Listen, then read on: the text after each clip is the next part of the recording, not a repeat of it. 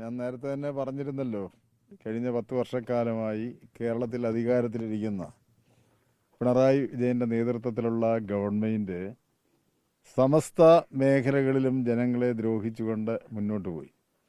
കേരളത്തിലെ ജനാധിപത്യ വിശ്വാസികൾ മാത്രമല്ല, പ്രത്യേകിച്ച് പത്തനംതിട്ട എന്ന് പറയുന്നത് ഐക്യ ജനാധിപത്യ മുന്നണിക്ക് വളരെ വളക്കൂറുള്ളൊരു ജില്ലയാണ്. പക്ഷേ കഴിഞ്ഞ കാലങ്ങളിലൊക്കെ നമുക്ക് നഷ്ടപ്പെട്ടു പോയ തദ്ദേശ സ്വയംഭരണ സ്ഥാപനങ്ങളിലെ തെരഞ്ഞെടുപ്പുകളിൽ ഒക്കെ തന്നെ നമ്മൾ ഈ അസംബ്ലി തെരഞ്ഞെടുപ്പിൻ്റെ ഒരു റിഹേഴ്സലാണ് നടന്നത്. ആ തെരഞ്ഞെടുപ്പിൽ നമുക്ക് ഗ്രാമപഞ്ചായത്തുകളും ബ്ലോക്ക് പഞ്ചായത്തുകളും ജില്ലാ പഞ്ചായത്തുകളും എല്ലാം തന്നെ മുനിസിപ്പാലിറ്റികളും ഭൂരിപക്ഷം നമുക്ക് പിടിച്ചെടുക്കുവാൻ കഴിയും. ഏറ്റവും പ്രധാനമായും ജില്ലയിലെ അഭിപ്രായ വ്യത്യാസങ്ങളെല്ലാം മറന്നുകൊണ്ട് ഐക്യ ജനാധിപത്യ മുന്നണിയുടെ നേതാക്കന്മാർ, പ്രവർത്തകർ എല്ലാം എണ്ണയിട്ട യന്ത്രം പോലെയാണ് പ്രവർത്തിച്ചത്. അത് ഈ അസംബ്ലി തെരഞ്ഞെടുപ്പിലും അത് തന്നെയാണ് കണ്ടത്. അഭിപ്രായ വ്യത്യാസങ്ങൾ മറന്നുകൊണ്ട് ഒരു ഗ്രൂപ്പോ യാതൊന്നും തന്നെ പ്രവർത്തനങ്ങളില്ലാതെ ഈ ഗവൺമെൻറ്റിനെ എങ്ങനെയെങ്കിലും താഴെ ഇറക്കുക. കാരണം കേരളത്തിലെ ജനങ്ങളെ സംബന്ധിച്ചിടത്തോളം നരകതുല്യമായ ജീവിതമാണ് ഇന്ന് അനുഭവിച്ചുകൊണ്ടിരിക്കുന്നത്.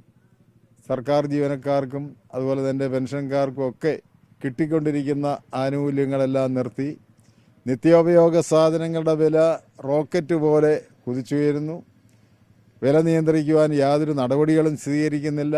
അങ്ങനെ പെട്രോളിൻ്റെയും ഡീസലിൻ്റെയും വില വർദ്ധിപ്പിച്ചിരിക്കുന്നു. ഇന്ന് തന്നെ നിങ്ങൾക്കറിയാം, ഹോട്ടലുകളെല്ലാം അടഞ്ഞു കിടക്കുക. ഗ്യാസിൻ്റെ വില ഒരു കാലത്ത് ഇല്ലാത്ത രീതിയിൽ വർദ്ധിപ്പിച്ചിരിക്കുന്നു. അപ്പോൾ ഇതെല്ലാം ജനങ്ങളുടെ മനസ്സിലുണ്ട്. ഈ തെരഞ്ഞെടുപ്പിൽ ഇടതുപക്ഷ ജനാധിപത്യ മുന്നണിയുടെ പ്രവർത്തകർ പോലും, തൊഴിലാളി സുഹൃത്തുക്കൾ പോലും ഈ തെരഞ്ഞെടുപ്പിൽ ഐക്യ ജനാധിപത്യ മുന്നണിക്കാണ് വോട്ട് ചെയ്തത്. അതിൻ്റെ അടിസ്ഥാനത്തിൽ നമുക്ക് നഷ്ടപ്പെട്ടു പോയ ഈ ജില്ല നമുക്ക് തിരിച്ചു വിളിച്ചു. നിർഭാഗ്യവശാൽ കോന്നി നിയോജക മണ്ഡലം നമുക്ക് നഷ്ടപ്പെട്ടു. അത് നഷ്ടപ്പെട്ടത് വളരെ കുറച്ച് വോട്ടിനാണ്. എന്നിരുന്നാൽ തന്നെ നമ്മളെ സംബന്ധിച്ചിടത്തോളം നമുക്ക് അഭിമാനിക്കത്തക്ക വിജയമാണ് ഇവിടെ ഉണ്ടായിരിക്കും. കോന്നിയിൽ ഒരു ഡീല് നടന്നു എന്നുള്ളതാണ് LDF സ്ഥാനാർത്ഥി അല്ലെങ്കിൽ ജയിച്ച MLA ആരോപണം. CPM ഈ പറയുന്ന NDAയും UDF തമ്മിൽ ഉണ്ടാക്കി. NDA അതുകൊണ്ടാണ് അടയാളമായിട്ടുള്ള BJP സീറ്റ് കൊടുക്കുന്നതാണ് പറയുന്നത്. ആ ആരോപണം തികച്ചും അടിസ്ഥാനരഹിതമാണ്. യഥാർത്ഥത്തിൽ ഡീല് നടത്തിയത് സീതത്തോട് വ്യക്തമായി തന്നെ അവരുടെ BJPയുടെ നേതാക്കന്മാരുടെ വായിൽ നിന്ന് തന്നെ കിട്ടിയിട്ടുള്ള വാർത്തകളാണ്. സീതത്തോടിലും മൈലപ്രയിലും അതുപോലെ തന്നെ കലഞ്ഞൂരും ഉൾപ്പെടെ BJPയുമായി നേരത്തെ തന്നെ ചർച്ച നടത്തി സ്ഥാനാർത്ഥി മുന്നോട്ട് പോയില്ലായിരുന്നെങ്കിൽ ഒരു 5000-ൽ പരം വോട്ടിന് ഞാൻ ജയിച്ചേനെ. തുടക്കത്തിൽ തന്നെ അതിൻ്റെ പ്രവർത്തനങ്ങൾ അവർ തന്നെ നടത്തിയിട്ടുണ്ട്. എന്നിട്ടാണ് തിരിച്ചു പറയുന്നത്.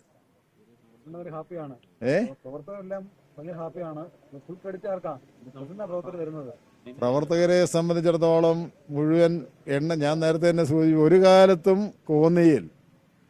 ഒരു കാലത്തും കോന്നിയിലെ തെരഞ്ഞെടുപ്പിൽ ഇല്ലാത്ത ഐക്യം ഈ തെരഞ്ഞെടുപ്പിൽ ഉണ്ടായിരുന്നു. യാതൊരു അഭിപ്രായ വ്യത്യാസവും ഇല്ലായിരുന്നു. ഒരു നെഗറ്റീവായ ഒരു ആരോപണങ്ങളോ യാതൊന്നും ഇല്ലാതെ തന്നെയാണ് ഈ തെരഞ്ഞെടുപ്പിൽ നേരിട്ടത്. ഇടതുപക്ഷത്തിന് പോലും ഒന്നും പറയാനില്ല. അവർക്ക് ആകെ കൂടി ഈ സ്ഥാനാർത്ഥി പ്രഖ്യാപനം വന്നപ്പോൾ പറഞ്ഞു, ഇവിടെ ഒരു സ്ഥാനാർത്ഥി ഉണ്ടോ എന്ന് പോലും അറിയത്തില്ല എന്നാണ് ഇടതുപക്ഷ സ്ഥാനാർത്ഥി ജനീഷ് കുമാർ പറഞ്ഞത്.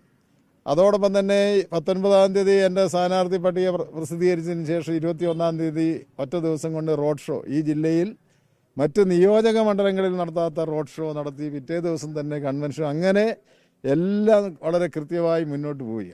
ഒരു 4-5 ദിവസം കൂടി മുൻപേ സ്ഥാനാർത്ഥി പട്ടിക പ്രസിദ്ധീകരിച്ചെങ്കിൽ തീർച്ചയായും യാതൊരു പ്രശ്നവും വരുത്തില്ലായിരുന്നു. തീർച്ചയായും പ്രതീക്ഷിക്കാത്ത തിരിച്ചടി. വോട്ടൊക്കെ വളരെ മൂന്നക്കം പോലും കടന്നില്ല അരുവാപ്പുലം പഞ്ചായത്തിലൊക്കെ. അരുവാപ്പലം പഞ്ചായത്തിൽ അതൊന്നുമല്ല വിഷയം. അത് അരുവാപ്പലം പഞ്ചായത്തിൽ കുമ്മണ്ണൂർ പോലുള്ള സ്ഥലത്ത് SDPI എന്ന് പറയുന്ന സംഘടന ഈ പ്രാവശ്യം ഇടതുപക്ഷ ജനാധിപത്യ മുന്നണിക്ക് വോട്ട് ചെയ്തു. കോൺഗ്രസിൽ യാതൊരു അഭിപ്രായ വ്യത്യാസവും ഇല്ലായിരുന്നു. ഞാനത് പറഞ്ഞത്, എനിക്ക് യാതൊരു പരാതിയും ഇല്ല കാര്യത്തിൽ. ഈ ജില്ലയിൽ ഒരിടത്തും കഴിഞ്ഞ കാലങ്ങളിൽ നിന്നൊക്കെ അതൊക്കെ വ്യത്യസ്തം. കഴിഞ്ഞ കാലങ്ങളിൽ പല അഭിപ്രായ വ്യത്യാസങ്ങൾ മൂലം സ്ഥാനാർത്ഥികളെ എങ്ങനെ പരാജയപ്പെടുത്തണമെന്ന് ഗവേഷണം നടത്തുന്ന ചില നേതാക്കന്മാരുണ്ടായിരുന്നു. ഞാൻ അവരുടെ പേര് പറയുന്നില്ല. പക്ഷേ ഞാൻ ജില്ലാ കോൺഗ്രസ് കമ്മിറ്റിയുടെ പ്രസിഡൻ്റായി വന്നതിന് ശേഷം ആദ്യം പാർലമെൻറ്റ് തിരഞ്ഞെടുപ്പാണ് നടന്നത്. അന്നും പാർലമെൻറ്റ് തിരഞ്ഞെടുപ്പിൽ ഐക്യ ജനാധിപത്യ മുന്നണിയുടെ സ്ഥാനാർത്ഥിയെ എത്ര വോട്ടിന് പരാജയപ്പെടുമെന്നാണ് പത്രസമ്മേളനത്തിൽ പോയി ചേട്ടൻ ചോദിച്ചത്. അന്ന് ഞാൻ പറഞ്ഞു 70,000-ഓളം വോട്ടിന് ജയിക്കുമെന്ന്. ഇവിടെ പലരും ഉണ്ട് പത്രസമ്മേളനം. 65,000-ന് മുകളിൽ ജയിച്ചു. അതിനുശേഷം നടന്ന തദ്ദേശ സ്വയംഭരണ തെരഞ്ഞെടുപ്പ്, ഇപ്പോൾ നടന്ന അസംബ്ലി തെരഞ്ഞെടുപ്പ്, ഈ തെരഞ്ഞെടുപ്പുകളിലൊക്കെ തന്നെ യാതൊരു അഭിപ്രായ വ്യത്യാസവും ഉണ്ടാക്കുവാൻ നമ്മൾ മുന്നോട്ട് വന്നില്ല. പഞ്ചായത്ത് തെരഞ്ഞെടുപ്പ് നിങ്ങൾക്കറിയാം, വിന്നബിലിറ്റി മാത്രമാണ് മാനദണ്ഡമാക്കിയത്. ജയസാധ്യത മാത്രം മാനദണ്ഡമാക്കിക്കൊണ്ട് സ്ഥാനാർത്ഥിയെ പ്രഖ്യാപിച്ചു. അതിൻ്റെ അടിസ്ഥാനത്തിൽ നമുക്ക് ജയസാധ്യതയുണ്ടായി. മന്ത്രി ഉണ്ടാവുമായിരിക്കുമല്ലേ? അതൊക്കെ പാർട്ടി ഹൈക്കമാൻഡാണ് തീരുമാനിക്കുന്നത്. KPC ഇപ്പോൾ ഹൈക്കമാൻഡ് തന്നെ ഇപ്പോൾ ഈ മുഖ്യമന്ത്രിയെ തീരുമാനിച്ചു കഴിഞ്ഞാൽ തന്നെ അതിൻ്റെ നടപടികളുണ്ടാകും. അതൊന്നും പറയാൻ ഞാൻ ആളല്ല. ECC പ്രസിഡന്റ് അതിനുള്ള അധികാരമില്ല എന്ന് പറഞ്ഞു. അപ്പോൾ 3 പേരുകൾ മുഖ്യമന്ത്രി സ്ഥാനത്തേക്ക് പറഞ്ഞു എടുക്കുന്നുണ്ട്. ആരാകണമെന്നാണ് ആഗ്രഹിക്കുന്നത്? അതെല്ലാം ഹൈക്കമാൻഡ് തീരുമാനിക്കും. കഴിഞ്ഞ കാലങ്ങളിലും അങ്ങനെ ആയിരുന്നല്ലോ. കഴിഞ്ഞ കാലങ്ങളിലും അങ്ങനെ തന്നെയാണ്. ആ തീരുമാനം അനുസരിച്ച് തന്നെ മുന്നോട്ട് പോകും. അതിനകത്തൊന്നും ഒരു കക്ഷിയാകാൻ ഞങ്ങൾ ആരും ആഗ്രഹിക്കുന്നില്ല. എല്ലാം ഞങ്ങളുടെ നേതാക്കന്മാരാണ്. 3 പേരും എൻ്റെ ഇവിടെ ഇരിപ്പുണ്ട്. 3 പേരുടെയും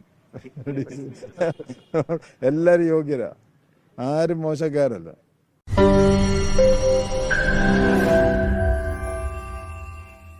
ലോകത്തെവിടെയായാലും ഏത് സമയത്തും 24 വാർത്തകളും ഓഗ്മെന്റഡ് റിയാലിറ്റി പാക്കേജുകളും എക്സ്പ്ലെയിനറുകളും വിശദമായി കാണാൻ ഞങ്ങളുടെ യൂട്യൂബ് ചാനൽ നിങ്ങൾക്ക് സബ്സ്ക്രൈബ് ചെയ്യാം.